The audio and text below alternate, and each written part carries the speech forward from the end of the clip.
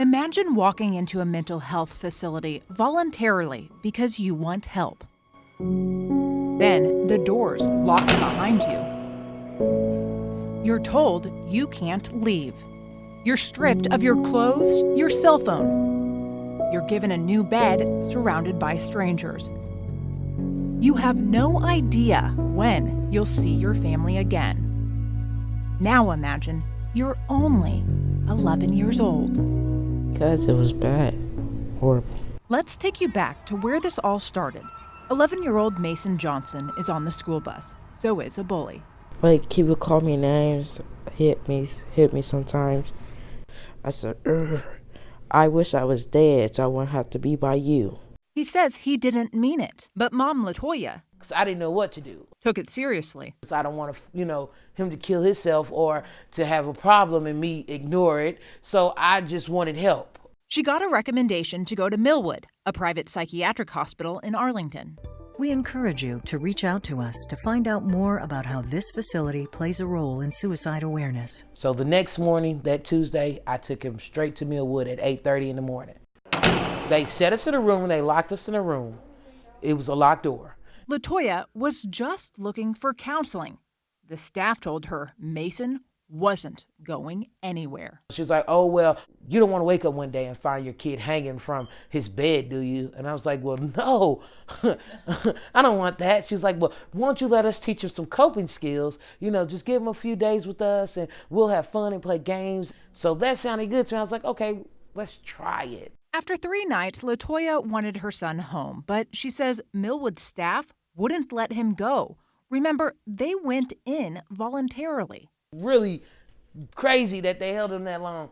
The more I think back at it, I wish I knew then what I knew now. Like, I would be so like, no, go get him. Go pack his stuff up. What she didn't know then is that state law says patients who voluntarily check themselves into a psychiatric hospital can check themselves out unless a doctor says they're unfit to leave. The law also says the hospital has to release a voluntary patient within 4 hours. That clock starts once the patient signs a release form. When I said I want to sign him out, she said, no, you don't have to sign that form. That is not necessary. Instead, LaToya says staff told her they'd need to keep Mason 2 more nights until Monday, when a psychiatrist would be in to approve her son's release. It's now Monday. The hospital still won't release Mason. So she signed the release form and asserted her right to take her son home. That's when she says, and records show, Mason's doctor threatened to call CPS if LaToya had Mason discharged.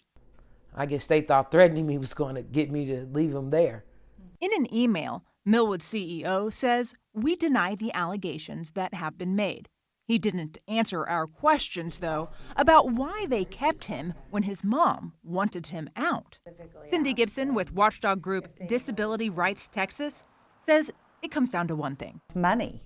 I mean, these children aren't staying in the hospital for free, and for every 24 hours they're there, the hospital's getting paid. The grand total for Mason's 8-night stay against his mom's will, $11,375. If the child is discharged, then in order to keep getting paid, they have to find another child to fill that bed. Millwood is part of one of America's largest psychiatric hospital chains. Several of their facilities have recently been under federal investigation, including this one in Florida, where records show allegations that staff was fraudulently doctoring patients' records, making up psychiatric disorders so that they could keep patients for Medicare billing.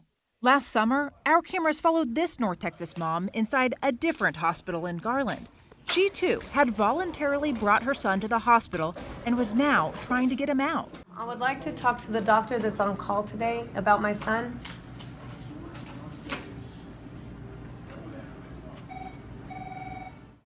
I would like to talk to the on-call doctor about my son. After 5 days of trying, mom and son emerge almost racing to get away.